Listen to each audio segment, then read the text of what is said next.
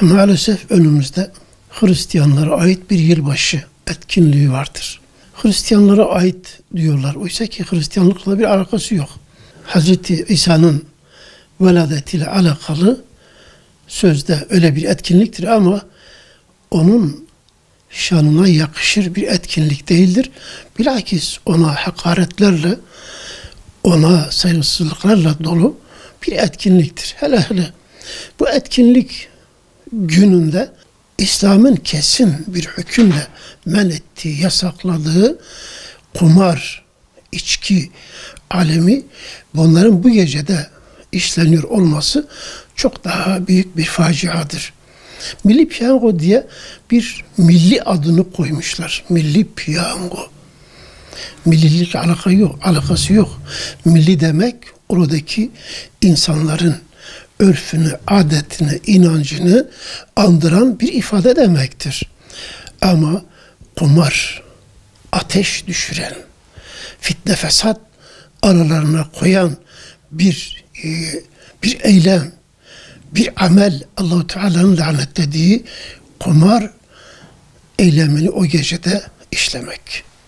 Allah-u Teala Kur'an-ı Kerim'de innemel hamru vel meysiru vel ensabu vel ezlamu ricsun min ameli şeytan feştenibuhu leallekum turhamun.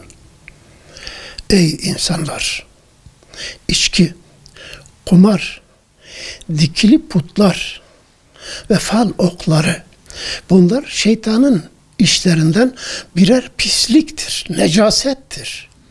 Bunlara bulaşan o necasete bulaşmış demektir. Artık bundan vazgeçiniz. Feştenibuhu, ondan sakınınız. Bir peygamberin anma gününde, gecesinde bunları yapmak ise o peygambere büyük bir hakarettir. Bundan sakınmak gerekiyor. Sakınız ki leallekum turhamun, ki rahmet olunasınız. Allah size rahmet etsin. Yoksa Allah'ın azabı sizi yakalar.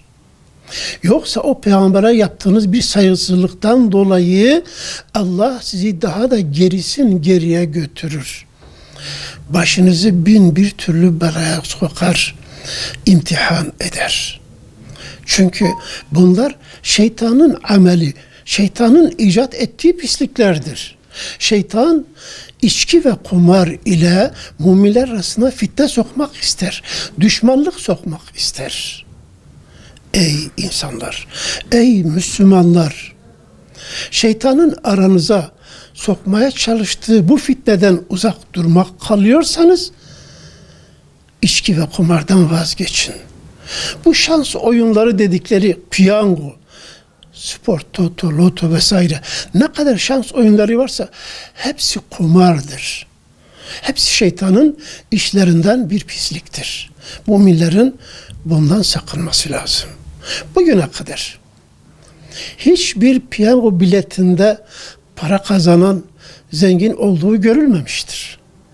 Kazandığı o 3-5 kuruş, ki mazlumların aslında oraya kandırılarak koyduğu paralardır. Belki bana da bir şans doğar, ben de zengin olurum. Ama o şansı vuran insanlar var ya, o parayı birkaç günde çarçur eder, bitirirler. Yine eski hali gibi sefil ve rezil bir hayata mahkum olurlar. Çünkü o insana fayda vermiyor. Çünkü onda bereket yok. O haramdır. Haramda bereket olmaz.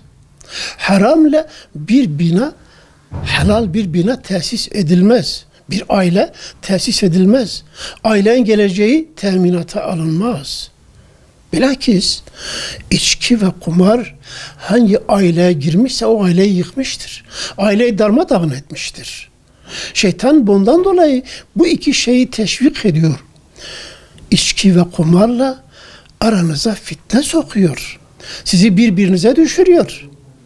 İçki alan bir insan kontrolden çıkar. Kumar oynayan bir insan kaybettiğinde aklını kaybeder. Ve böyle bir durumda işlemeyeceği hiçbir cinayet yoktur. Allah bu ümmete şuur versin. bilinç versin. Hele hele Müslüman diye geçinen insanlara, Hristiyanlar da değil, aslında Hristiyanlık dininde de böyle bir şey yok. Noel Baba dediği kutlamalar da aslında Noel Baba da tarih kayıtlarına göre iyi bir insan, hayırsever insan, çocukları sevdiren bir insan. Böyle fitne fesada, kavgaya yönlendiren biri değildir. Hayırsever bir insandır. Ama Noel kutlamaları diyorlar. Noel'le de bir alakası yok. İçki ve kumar gecesidir. Bilakis bunlar Müslümanların, özellikle Hristiyanların da kendi dinlerinden uzaklaştırdıktan sonra ve Müslümanlar arasında böyle bir fitne, fesat koyduktan sonra bir huzur gecelerini anıyorlar. Mutluluklarını ifade ediyorlar. Yani biz sizi kandırdık. Sizin elinizden Kur'an'ınızı aldık. Elinize kumar aletlerini verdik. İçki şişelerini verdik. Sizi böylece avladık. Biz bundan dolayı mutluyuz ve eğleniyoruz, seviniyoruz diyerek derecesine bize hava atıyorlar. Allah bizlere şuur versin. Müslümanlara bu fitne fesat odaklarından uzak durmalarını tavsiye ediyoruz. Sakın ha aldanmayın. Bunların tuzaklarına düşmeyin. Şeytanın tuzağına düşmeyin. Kim şeytanın tuzağına düşmüşse onun feleği şaşmıştır. O ne dünyada ne ahirette bir güzel yüz görmemiş, mutluluk görmemiştir. Allah bizi şeytanın fitnelerinden muhafaza eylesin. Yani Diyanet İşleri Başkanı bir inisiyatif kullanmıştır. Yoksa devlet olarak bu yılbaşı kutlamalarını devlet yapıyor. Milli piyango dedikleri millidir, yani devletin desteğiyle devlet ondan vergi alıyor. Onu teşvik ediyor.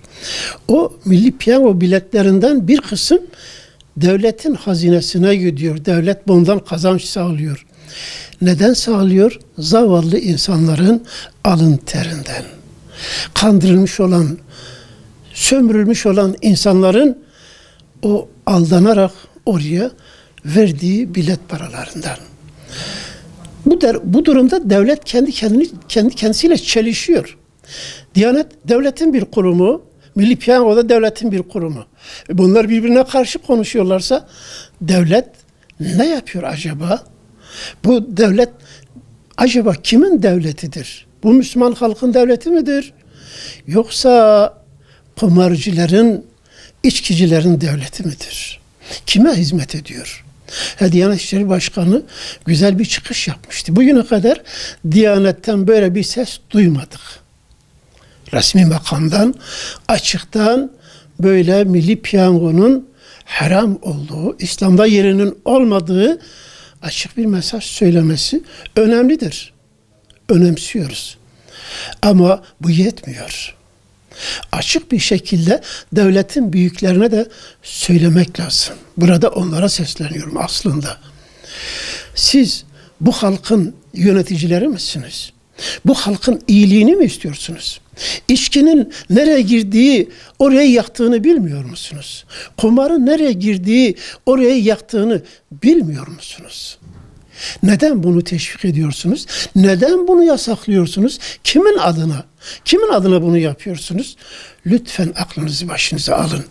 Ve bu mazlumların, bu zavallı halkın hakkından, hukukundan korkun. Allah sizden hesap soracaktır. Allah'ın hesabı çok çetindir.